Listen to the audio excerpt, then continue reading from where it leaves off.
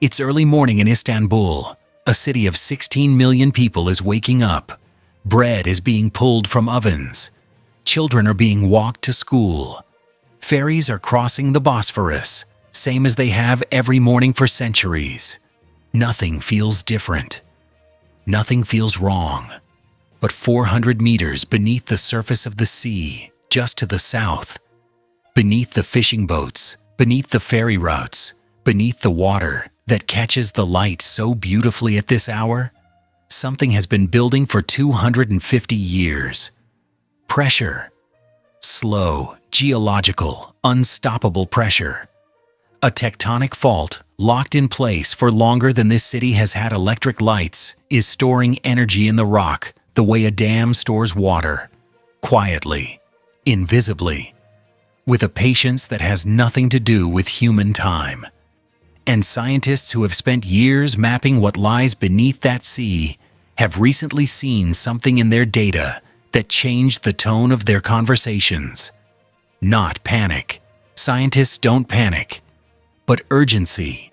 The particular urgency of people who understand what the numbers mean and who know that most of the world does not. This is what they found. This is what it means. And this is the morning, ordinary in every way, that sits directly above it. For decades, geologists knew the Marmara Sea was dangerous. Sitting in the northwest corner of Turkey, this inland sea is essentially a pressure valve. The point where the Anatolian tectonic plate, moving steadily westward, meets the resistance of the Eurasian plate in the north and the Aegean in the south. The fault that runs beneath it, a westward extension of the famous North Anatolian Fault, has produced some of the most destructive earthquakes in recorded history. But until recently, the maps were incomplete. New, high-resolution seafloor surveys, combining multi-beam sonar with deep penetration seismic imaging, have now produced the most detailed picture ever assembled of what lies beneath the Marmara. And what that picture reveals is not a single, clean fault line. It's a fractured, interlocking system of rupture segments. Some locked tight, building stress like a coiled spring. Others creeping slowly, silently releasing tension in ways that had gone undetected for years. What's particularly striking is the stress concentration along the central segment, sometimes called the Istanbul segment, which has not ruptured significantly in over 250 years. In geology, that kind of silence is not reassuring, it's a warning. The accumulated strain in this zone is now measurable. And the new maps show that if that segment were to release, all at once, or in sequence, it wouldn't just shake the seafloor, it would displace it. And displace seafloor in a sea this shallow, in a basin this enclosed, doesn't just cause shaking on shore. It launches a wave. Scientists modeling the fault's rupture potential have calculated that certain failure scenarios could generate a tsunami that would reach Istanbul's coastline within minutes, not hours. Fast enough that conventional warning systems would have almost no time to respond. The maps didn't create this threat, but they made it impossible to ignore. For years, the nightmare scenario for Istanbul was simple and singular. A massive single rupture earthquake, a Mega-Quake, that tears the entire fault segment at once. Magnitude 7.5 or greater. The kind of event that happens in seconds and rewrites a city's history. But new research, powered by some of the most sophisticated 3D seismic simulations ever run on this fault, is telling a more complicated story.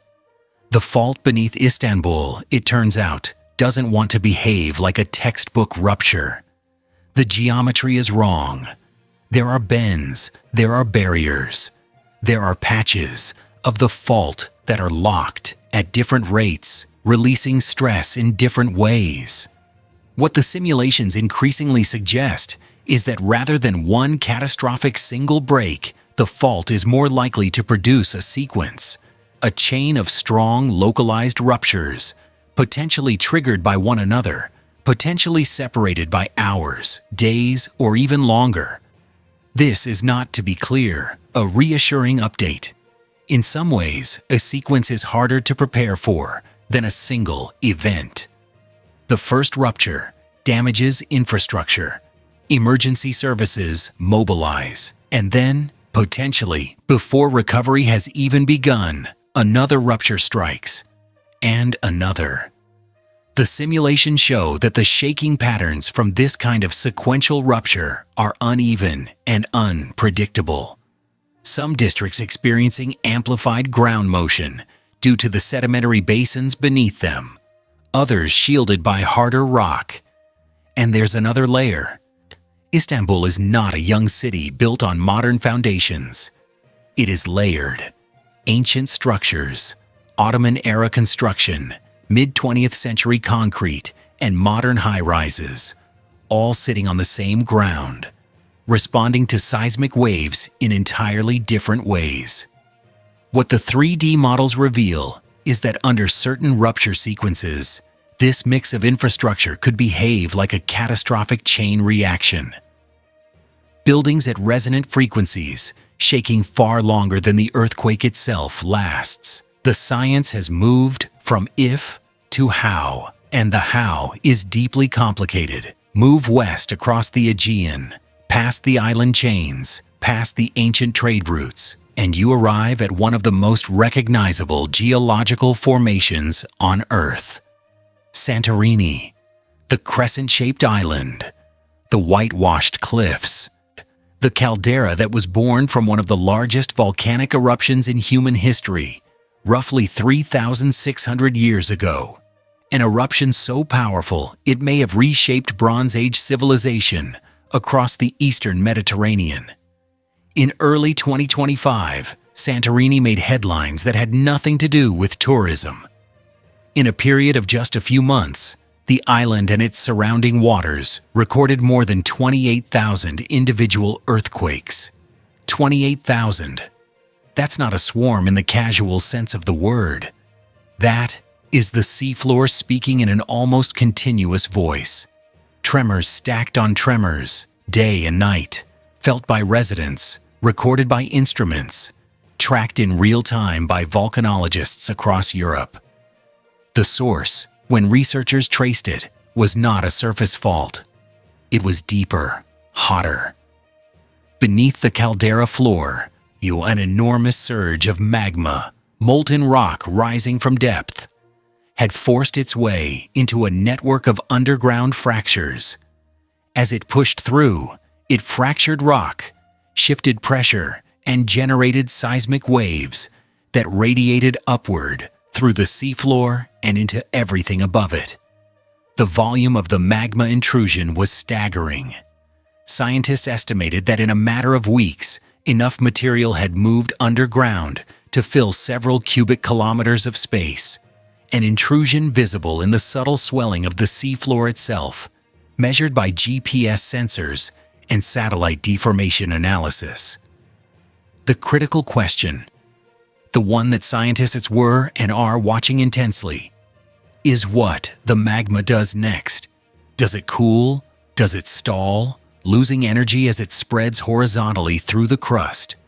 Or does it continue rising, building enough pressure to find a new pathway to the surface? The 28,000 earthquakes eventually slowed, but the magma didn't disappear. It's still there, still warm, still being monitored.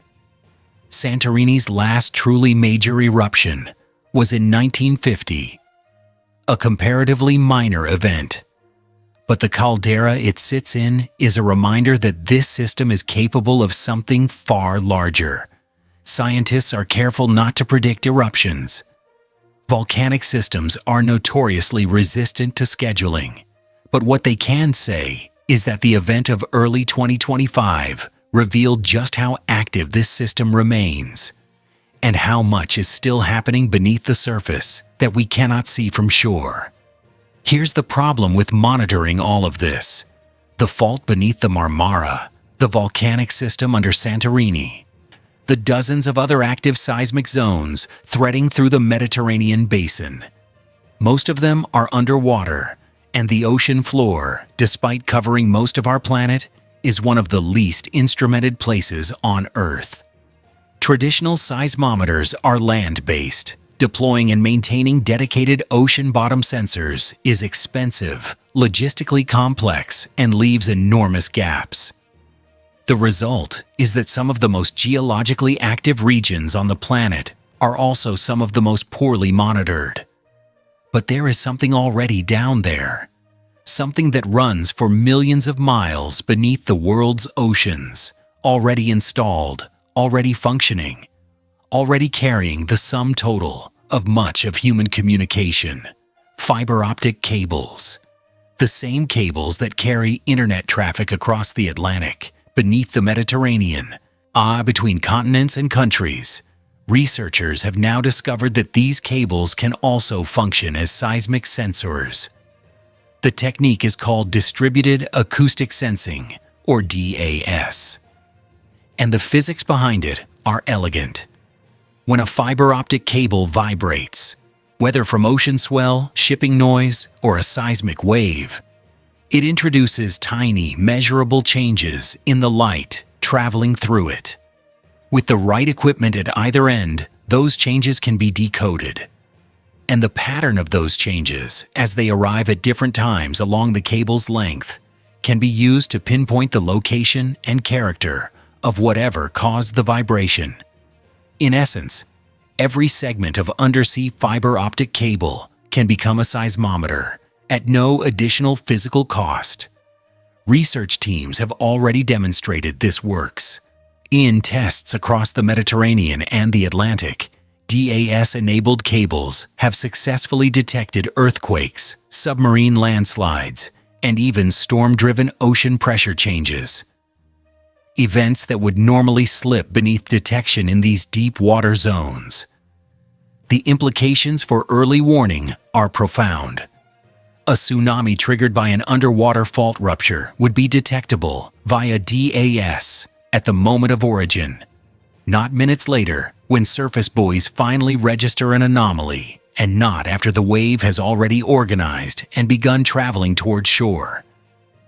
In a region like the Marmara, where models suggest a major wave could reach Istanbul's shores in just a few minutes, that kind of detection speed could be the difference between a warning and silence.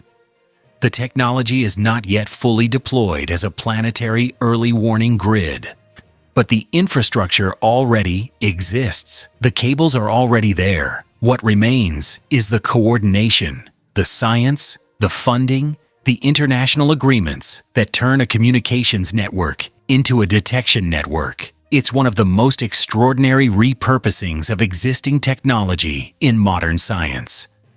And for the millions of people living along Mediterranean coastlines, it may one day be the reason they have enough time to move. The Mediterranean is not just a sea. It's a geological engine. Ancient, active, and deeply consequential. The plates beneath it have been in motion for tens of millions of years. The faults, the volcanoes, the fractures, they are not anomalies. They are the system working exactly as it always has. What is new is our ability to see it. New maps, new simulations, new ways of listening to a seafloor that was, until very recently, almost entirely mute to us. And what that listening is revealing is a picture of enormous complexity. Not a single threat, not a single fault, not a single answer, but a web of interconnected forces, building, shifting, and occasionally dramatically releasing. The science does not tell us when. It rarely does, but it is telling us where and how, and increasingly, how much. And in the gap between those answers and the warning systems that don't yet fully exist, millions of people live, work, and build their lives on coastlines that have witnessed this story before. Ancient cities absorbed into the earth, harbors submerged, civilizations reshaped by geological events that happened in seconds. The difference now is knowledge. And knowledge, when it's acted on, when it becomes infrastructure, becomes policy, becomes the undersea cable that doubles as a seismograph, becomes something more than science. It becomes time. And in the face of what lies beneath the Mediterranean, time is everything.